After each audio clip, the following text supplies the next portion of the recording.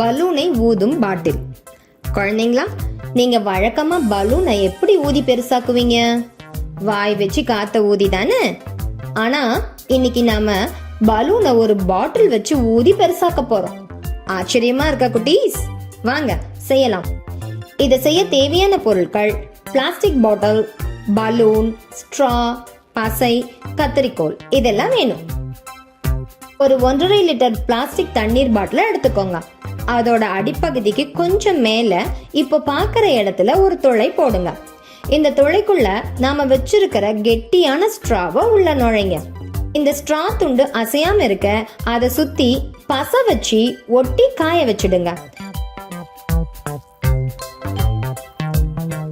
பசை நல்லா ஒட்டின உடனே பலூனை எடுத்து இப்போ பார்க்குற மாதிரி தலைகீழா பாட்டிலுக்குள்ள நுழைங்க. இப்ப பலூனோட வாய்ப்பகுதி பாட்டிலோட வாய்ப்பகுதியோட விரிஞ்சிருக்கிற மாதிரி பொறுத்துங்க. பாருங்க, இந்த மாதிரி தான் இருக்கணும். இப்போ பாட்டிலோட அடிப்பகுதியில இருக்கிற ஸ்ட்ரா வழியா பாட்டிலுக்குள்ள இருக்கிற காற்றை உறிஞ்சி இழுங்க. இப்போ என்ன ஆகுது பாருங்க.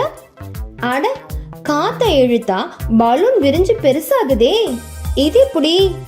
நாம ஸ்ட்ரா வழியா பாட்டிலுக்குள்ள இருக்கிற காற்றை வெளியே இழுக்கும் போது பாட்டிலுக்கு வெளியே இருக்கிற காத்து உள்ள வருது. ஆனா உள்ள வர வழியில பலூன் இருக்குல்ல, அதனால அந்த காற்று பலூனுக்குள்ள போய் பலூன் விரிஞ்சு பெருசாகுது. அடுத்து பலூனோட வாய்ப்பகுதி வழியா எப்பவும் போல ஊதினா பலூனும் எப்பவும் போல விரிஞ்சு பெருசாகுது.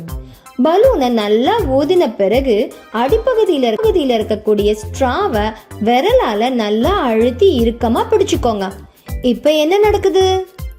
அட, பலூனோட வாய்ப்பகுதி திறந்திருந்தாலும் பலூன்ல இருக்கிற காற்றானது வெளியேறாம பலூன் அப்படியே இருக்கே.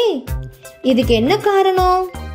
பாட்டிலோட வாய்ப்பகுதி வழியா நாம ஊதும் போது பலூனுக்குள்ள போன அதே அளவு காற்று பாட்டிலை விட்டு வெளியே போயிடுச்சு. இப்போ நாம ஸ்ட்ராவை அடைச்சிட்டதால வெளியே போன காத்து உள்ள வர முடியல. அதனால பலூன் மற்றும் பாட்டில் வாய் வழியா நாம ஊதின காற்று பலூனை விட்டு வெளியேறாம அப்படியே இருக்கு. அதனால பலூனும் அளவு மாறாம ஊதின மாதிரியே இருக்கு. எவ்வளவு ஆச்சரியமா இருக்குல்ல? சரி, அடுத்து ஸ்ட்ரா வழியா காத்த உள்ள ஊதினா பலூன் என்ன ஆகுதுன்னு பார்க்கலாமா? வாங்க பார்க்கலாம்.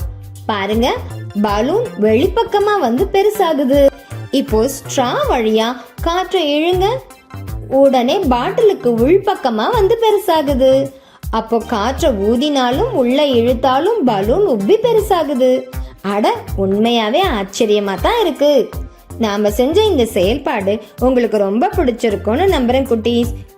நீங்களும் இதே மாதிரி செஞ்சு பாருங்க. பாட்டிலுக்குள்ள இருக்கும் காற்றை வெளியே உறிஞ்சும் போது அதனுள் காற்றழுத்தம் குறைகிறது. குறைந்த காற்றழுத்தத்தை சரி செய்ய பலூன் பாட்டிலுக்குள் விரிவடைகிறது. பாட்டிலுக்குள் காற்றை ஊதும் போது அதனுள் காற்றழுத்தம் அதிகரிக்கிறது.